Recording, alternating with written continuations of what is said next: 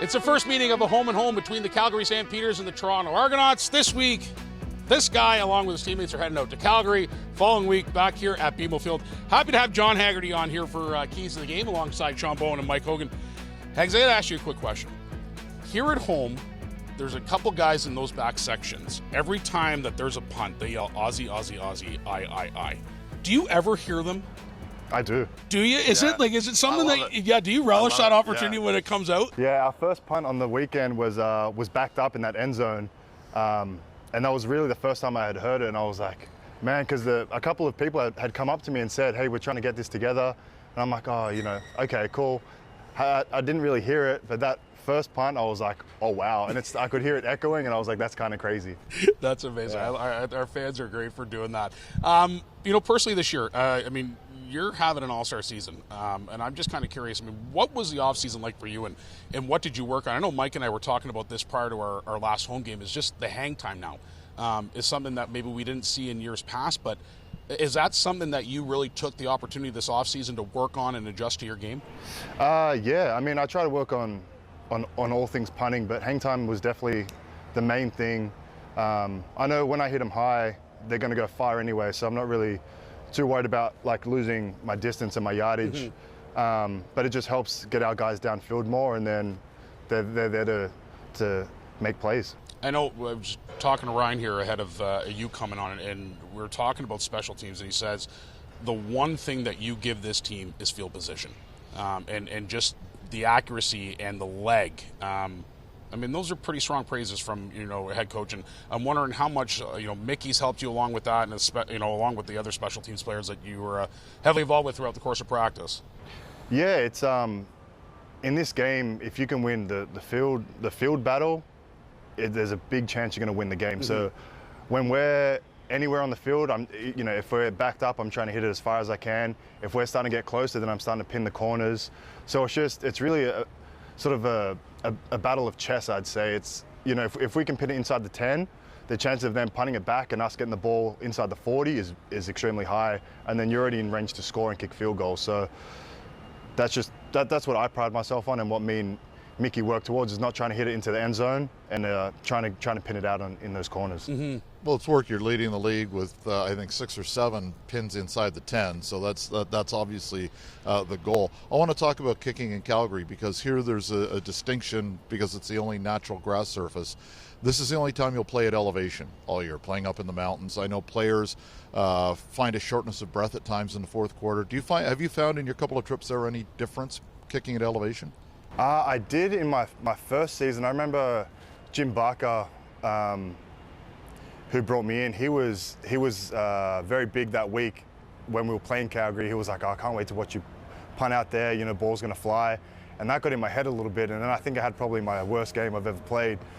So I try not to think about it. The ball's going to fly, how it flies, and I try and focus on what I can control. But it does make a difference. I remember last year I hit an end over end Aussie that went 55 yards, and I thought, what in the hell? So it does have an effect, but I try not to think about it too much. See, there's elevation. That might be one of your punts on Sunday. The other thing, Sean talked about the season you're having, but you've been pretty consistent since you've come here. You do have currently the all-time average record for Argos in a fairly significant history with a lot of good punters. I think you're like 3 yards up on Swayze Waters per kick right now. Does that mean anything to you? No, not right now. Not right now. It's still week 8, week 9. There's a half a season still to go. I'm not too worried about that. I'm still young. I got a few years left, so I'm not too worried about that. John, we appreciate you coming on with us, man. Appreciate it. Best of luck in Calgary, and thank you. Best of luck for the remainder of the season. And we look forward to bringing you back on. And thanks for giving those guys out there at 113 a big shout out. I love it. Awesome. Thank you so much. Don't adjust your screens. We're back to an even height distance now. We were both on step stools talking with Hags. You forget how tall he is and how big he is. Big man with a bigger leg. Yeah, no kidding. Big thanks to number 29 for joining us here as we get set for the game on Sunday against the Stampeders. Hoagie, let's get into your 3 keys and a big addition to this defense. A guy who had 10 sacks last year, 30-plus defensive tackles. Number 7, Flo, is back in the lineup, and it couldn't come at a better time. Think about how good the Argos pass rush has been Yes, without him. Sir.